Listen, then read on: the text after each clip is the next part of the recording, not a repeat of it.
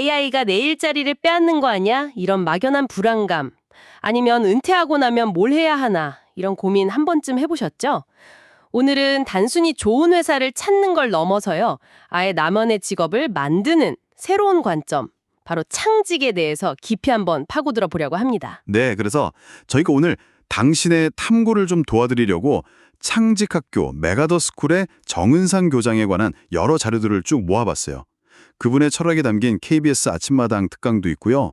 또 AI 시대의 해법을 다룬 신문기사, 동료와의 대담, 그리고 직접 운영하는 프로그램 기록까지 아주 다양합니다. 맞아요. 이 자료들을 하나씩 좀 뜯어보면서 창직이라는 게 도대체 뭔지, 그리고 왜 지금 우리한테 이런 관점이 필요한지, 또 가장 중요하죠. 그래서 어떻게 시작해야 하는지, 그 구체적인 방법까지 같이 찾아보는 게 저희 목표입니다. 본격적인 이야기에 앞서서요. 정은상 교장이 던지는 화두를 먼저 좀 공유하고 싶어요. AI는 여러분의 경쟁자가 아닙니다. AI를 활용하는 사람이 여러분의 경쟁자입니다. 이 말이 오늘 저희가 나눌 이야기 전체를 딱 꿰뚫는 핵심이거든요. 와, 그러니까 이번 분석은 그냥 정보 요약이 아니고요. 이 자료 속 인물의 통찰을 통해서 당신의 커리어, 또 미래를 완전히 새로운 각도에서 보게 되는 그런 기회가 될 겁니다. 좋습니다. 그 말이 벌써부터 머리를 띵하게 만드네요. 그럼 본격적으로 시작해보죠. 대체 창직이라는 게 뭘까요? KBS 강연 자료를 보니까 정은상 교장이 100세 시대에는 적어도 한 75세에서 80세까지는 자기 일이 있어야 한다. 아주 강하게 이야기하더라고요. 그렇죠. 근데 그게 그냥 오래 일하자 이런 차원이 아니에요. 핵심은 나만이 할 수 있는 일을 찾는다는 데 있어요. 아, 나만이 할 수 있는 일. 네. 남들 다 하는 일, 뭐 AI가 금방 대체할 수 있는 그런 일이 아니라요. 나의 고유한 경험이랑 강점을 녹여낸 일, 그게 바로 창질의 출발점이라는 거죠. 많은 분들이 아마 창업이랑 좀 헷갈릴 것 같아요. 저도 솔직히 처음엔 그랬거든요. 가게를 열거나 회사를 차리는 것처럼 되게 거창하게 들리는데 자료를 보니까 그게 아니더라고요. 그거 아주 중요한 지점이에요. 정은상 교장이 창업하고 창직을 명확하게 구분해요. 창업은 보통 자본 투자가 필요하잖아요. 그렇죠. 돈이 있어야죠. 근데 창직은 돈 한 푼 없이도 시작할 수 있다고 말해요. 그리고 더 흥미로운 건 창직에는 실패가 없다고 단언하는 부분이에요. 실패가 없다. 이 말이 귀에 쏙 들어오면서도 한편으로는 조금 비현실적으로 들리기도 해요. 가다가 방향을 바꾸면 그동안 들인 시간이나 노력이 아까울 수 있잖아요. 이런 매몰 비용에 대한 불안감은 어떻게 봐야 할까요? 좋은 질문이에요. 그분이 말하는 실패가 없다는 게 하는 족족 다 돈이 된다, 이런 뜻은 아니에요. 그 과정 자체가 나에 대한 데이터를 쌓는 거고 나의 길을 찾아가는 여정이기 때문에 버릴 게 없다는 의미에 더 가까워요. 아, 과정이 자산이 된다. 네, 방향 전환은 있을 수 있죠. 근데 그 경험 자체가 다음 단계의 밑거름이 된다는 거예요. 가는 길 자체가 배움이라는 개념이거든요. 아하, 과정 중심의 접근이군요. 바로 그 지점에서 정원상 교장이 제시하는 또 하나의 핵심 개념이 나오더라고요. 일자리와 일거리를 구분해야 한다는 거요. 저는 이 부분을 보고 정말 머리를 한 대 맞은 것 같았어요. 바로 그겁니다. 이게 정말 핵심적인 통찰이에요.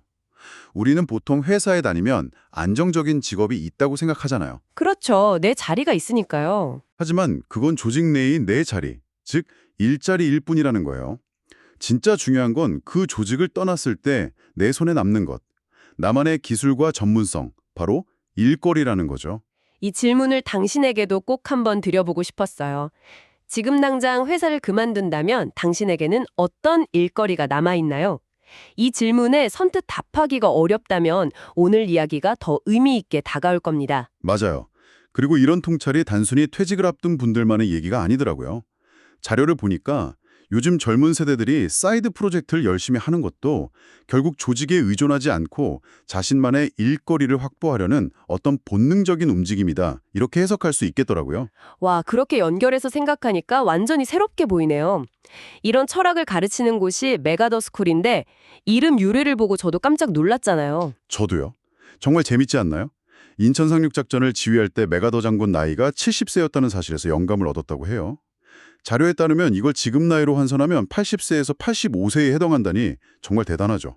그러니까요. 70세에 그런 엄청난 작전을 지휘했다니 나이는 정말 숫자에 불과하다는 거, 그리고 언제든 새로운 도전을 할 수 있다는 창직의 철학을 이 이름 하나가 다 보여주는 것 같아요. 자, 그럼 나만의 일거리를 만들어야 한다는 건 알겠는데 막상 어디서부터 시작해야 할지 정말 막막하거든요. 자료에서는 구체적으로 어떤 방법들을 제시하고 있나요? 네, 아주 구체적인 행동 지침이 있어서 좋았어요. KBS 강연에서 제시한 창직 7계명이라는 게 있더라고요. 이걸 보고 저는 좀 뜨끔했어요. 특히 두 번째 계명이요. 조급해하지 마라. 아, 그 부분이요. 첫 직장 얻으려고 우리가 초중고 대학까지 십수년을 공부했는데 평생 할 일을 찾는 데는 고작 몇 달도 안 쓰려고 한다는 지적이죠. 맞아요. 최소 2, 3년은 꾸준히 준비해야 한다는 아주 현실적인 조언이 인상 깊었어요. 당장 돈을 벌어야 한다는 압박감에 시달리면 오히려 길을 잃기 쉽다는 거예요. 네, 그리고 첫 번째 계명인 돈보다 가치가 먼저다. 이것도 같은 맥락인 것 같아요. 돈을 쫓으면 마음만 급해지는데 내가 다른 사람한테 어떤 도움을 줄 수 있을까, 어떤 가치를 줄 수 있을까를 먼저 고민하면 길이 보인다는 거죠. 그리고 세 번째, 독서, 생각하기, 글쓰기는 기본이다. 이 부분도 그냥 나온 말이 아니더라고요. 정은상 교장 본인의 경험이 담겨 있었어요. 처음 블로그를 시작했는데 쓸 말이 없어서 책을 읽기 시작했대요. 아, 진짜요? 네. 즉, 글을 쓰려고 시작한 독서가 오히려 생각의 근육을 키우고 자신만의 콘텐츠를 만드는 기반이 됐다는 거죠. 그 경험담이 있으니 더 와닿네요. 네 번째, 따라하지 마라는 어떠세요? 벤치마킹은 중요하다고들 하잖아요. 중요하죠. 하지만 벤치마킹만 하면 결국 평균 이상을 넘기 어렵다는 거예요. 일부러 남들이 안 가본 길, 좀 불편한 길을 선택하는 습관이 자신만의 독창적인 일거리를 만드는데 결정적이라는 지적입니다. 다섯 번째는 정말 많은 분들이 공감할 것 같은데 스마트 세상에 호기심을 가져라요. 사실 저만 해도 새로운 앱 깔거나 사이트 가입할 때 비밀번호 찾는 것부터가 일이거든요. 이런 작은 장애물 앞에서 에이, 그냥 안 하고 말지 하는 경우가 많잖아요. 어우, 너무 공감돼요. 근데 그런 작은 불편함을 넘어서는 호기심의 끈을 놓지 않는 게 중요하다고 강조해요. 특히 AI 시대를 살아가는 우리에겐 거의 생존 기술에 가깝다고 할 수 있죠. 여섯 번째, 소셜 네트워크를 넓혀라 와도 연결되는 지점이고요. 온라인에서의 느슨한 연결이 예상치 못한 기회가 될 수 있으니까요. 마지막 일곱 번째는 적응력을 키워라입니다. 이건 정말 코로나19 겪으면서 모두가 체감한 것 같아요. 창의력도 중요하지만 급변하는 세상에서는 결국 변화에 적응하는 사람이 살아남는다는 거죠. 정은상 교장 본인도 코로나 때 줌을 빨리 배워서 다른 강사들을 코칭해주면서 새로운 기회를 만들었다고 하더라고요. 이 7가지 원칙이 주로 마음가짐이나 방향에 대한 이야기라면 메가더스쿨 컬럼 자료에서는 아이디어를 현실로 만드는 아주 실용적인 시장조사 방법 4가지를 제시해요. 뜬구름 잡는 이야기가 아니라 여기서부터 진짜 실전인 거죠. 네, 맞아요. 이제 마음은 먹었는데 내 아이디어가 과연 시장에서 통할까? 이게 가장 큰 고민이잖아요. 첫 번째 방법이 온라인 검색과 트렌드 분석이었죠. 네, 네이버 데이터랩이나 구글 트렌드 같은 도구를 써서 사람들이 요즘 어떤 단어를 많이 검색하는지, 어떤 주제에 관심이 많은지를 객관적인 데이터로 확인하는 거예요. 아, 내 머릿속이 아니라 실제 수요해서 시작하는 거군요. 그죠? SNS 해시태그 분석도 좋은 방법이고요. 그렇게 수요를 확인했다면 다음 단계는 유사 서비스 분석이더라고요. 이미 비슷한 걸 하고 있는 경쟁자들을 보면서 장단점을 파악하고 나라면 여기에 어떤 새로움을 더할 수 있을까를 고민하는 거죠. 특히 해외 성공 사례를 한국 상황에 맞게 바꾸는 것도 좋은 전략이라고 하고요. 세 번째 방법이 저는 개인적으로 가장 중요하다고 생각해요. 바로 직접 인터뷰와 피드백이에요. 내 아이디어를 좋아할 것 같은 잠재 고객 몇 명한테 직접 연락해서 커피 한 잔 사주면서 이야기를 들어보는 거예요. 오, 직접 물어보는 거군요. 네, 이런 거 있으면 돈 내고 쓰실래요? 어떤 점이 불편하세요? 이런 대화를 통해 얻는 통찰은 데이터 분석과는 차원이 달라요. 그리고 이 과정에서 쌓은 신뢰가 나중에 나의 첫 고객이 되어줄 수도 있겠네요. 마지막 네 번째 방법은 작게 실험하며 반응 관찰하기.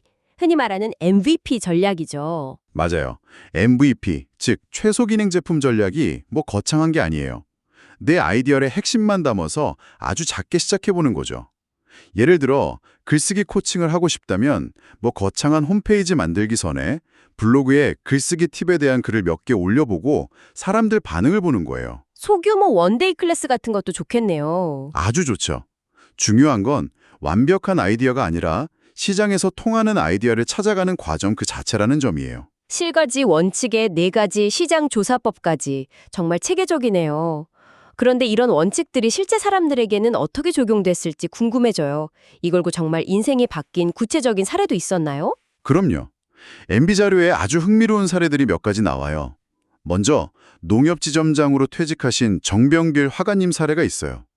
이분은 퇴직 후에 아이패드로 그림 그리는 취미를 붙였는데 이걸 발전시켜서 지금은 300명이 넘는 수강생을 가르치는 모바일 아티스트가 되셨어요. 와, 취미가 직업이 된 완벽한 케이스네요. 정말 멋진데요. 또 다른 분은 고수양 작가님인데 제주 올레길에서 우연히 정은상 교장을 만나 코칭을 받은 게 인연이 됐다고 해요. 원래 제주의 역사나 문화에 대한 지식이 아주 해박했는데 이걸 엮어서 책을 내고 하루방TV라는 유튜브 채널을 운영하는 작가이자 크리에이터로 활동하고 계세요. 자신의 오랜 경험과 지식이 창직의 자원이 된 거죠. 두 사례만 봐도 창직의 길이 얼마나 다양한지 알겠네요. 또 다른 독특한 사례도 있었죠. 네, 성기로 목사님의 사례가 아주 인상적이었어요. 엔딩 플래너라는 직업을 만드셨어요. 엔딩 플래너요? 네, 죽음을 앞둔 분들이 삶의 마지막을 의미 있게 정리하고 아름답게 마무리할 수 있도록 돕는 일이에요. 사후 추모까지 기획하고요. 기존의 장례 지도사와는 결이 다른 삶의 마지막 여정을 함께 설계하는 동반자 같은 역할이죠. 엔딩 플래너라 정말 깊이 있는 개념이네요. 단순히 장례 절차를 돕는 것 넘어서 한 사람의 인생을 존중하고 기리는 일이니까요. 이런 사례들을 보니까 창직이라는 게 진짜 무에서 유를 창조하는 게 아니라는 생각이 확실히 드네요. 정확해요. 자신의 경험, 취미, 지식을 새로운 관점으로 재구성하고 지금 시대가 필요로 하는 것과 연결하는 과정. 그게 바로 창직의 본질인 것 같아요. 그럼 이런 창직에 관심이 생긴 분들이 실제로 도움을 받을 수 있는 곳은 없을까요? 자료에 몇 군데 플랫폼이 소개되어 있더라고요. 네. 우선 정은상 교장이 직접 운용하는 실전 AI 연구 모임이 있어요. ABC 뉴스 기사에도 소개되었는데 이게 재밌는 게 매주 점심시간 1시간을 이용해서 온라인으로 모여요. 아, 점심시간이에요? 네. 직장인이나 1인 기업가들이 챗GPT나 소라, 수노 같은 최신 AI 툴을 각자 자기 비즈니스에 어떻게 적용할지 함께 탐구하는 거죠. 일방적인 강의가 아니라 연구 모임이라는 점이 핵심이겠네요. 바로 그거예요. 누가 정답을 알려주는 게 아니라 다 같이 질문하고 실험하면서 AI 환경에서 스스로 살아남는 법을 코칭하는 방식이에요. 또 다른 중요한 플랫폼으로는 서울시 50플러스 재단이 있어요. 정은상 교장이 강사로도 활동했던 곳인데 50세 이상 세대들의 인생 2막을 종합적으로 지원하는 곳이죠. 아, 저도 들어봤어요. 거기는 구체적으로 어떤 도움을 주나요? 단순히 재취업 기술만 가르치는 곳이 아니에요. 자기 자신을 이해하는 것부터 시작해서 새로운 진로를 탐색하고 필요한 역량을 개발하고 사회에 참여할 기회까지 연결해줘요. 무료거나 아주 저렴한 비용으로 체계적인 교육과 상담을 받을 수 있죠. 특히 인생을 일, 재무, 건강, 관계 등 7대 영역으로 나눠서 종합적으로 설계하도록 돕는다는 점에서 인생의 전환기에 있는 분들에게 훌륭한 출발점이 될 수 있습니다. 오늘 살펴본 자료들을 쭉 종합해보니까 창직이라는 게 생각보다 우리 삶 가까이에 있다는 느낌이 드네요. 내가 살아온 경험, 내가 좋아하는 것들, 그 모든 게 자원이 될 수 있다는 거잖아요. 작은 호기심과 꾸준함만 있다면요. 강연에서 정은상 교장이 강조했던 리셋의 중요성이 다시 떠올라요. 스마트폰이 버벅거릴 때 껐다 켜면 괜찮아지듯 우리 인생도 때로는 과감한 리셋이 필요하다는 메시지죠. 맞아요. 오늘 이야기들은 단순히 한 사람의 성공 스토리가 아니에요. 급변하는 시대에 당신이 어떻게 자신만의 경쟁력을 만들고 의미 있는 일을 지속할 수 있을지에 대한 구체적인 로드맵을 제시하고 있어요. 그리고 자료 전체를 관통하는 가장 중요한 메시지는 완벽하게 준비될 때까지 기다리지 말라는 거예요. 일단 작게 해보는 것, 그리고 피드백을 받으면서 계속 수정해 나가는 과정, 그 자체가 창직의 핵심인 셈이죠. 마지막으로 당신에게 생각해 볼 거리를 하나 던져드리고 싶어요. 자료 중에 정은상 교장이 동료인 안계환 작가와 나눈 대담이 있었는데 거기서 전업 작가로서의 건강관리에 대한 이야기가 나오더라고요. 매일 꾸준히 달리는 습관, 식단 관리 같은 자기 관리에 대한 내용이었죠. 그게 아주 중요한 질문을 던져요. 창직이 단순히 직업을 만드는 걸 넘어서 내 삶 전체를 주도적으로 설계하는 일이라면 일과 삶, 그리고 건강의 균형은 어떻게 찾아야 할까요? 평생 할 멋진 일을 만들어냈는데 그걸 지속할 건강한 몸과 마음이 없다면 아무 소용이 없잖아요. 어쩌면 꾸준한 자기관리 역시 창직의 필수적인 일부가 아닐까요? 정말 그렇네요. 평생 할 일을 위해서는 평생 갈 몸을 만드는 것도 함께 가야 하는군요. 자, 그럼 마지막으로 이 질문을 드려볼게요. 만약 오늘 당장 당신의 삶에서 리셋 버튼을 하나 누를 수 있다면 당신의 창직을 위해 무엇을 리셋하시겠어요? 새로운 기술을 배우는 것일까요? 나는 안 돼. 라는 낡은 생각을 버리는 것일까요? 아니면 매일 아침 30분 일찍 일어나는 아주 작은 습관일까요? 그 첫걸음이 당신의 평생 직업을 만드는 시작이 될지도 모릅니다.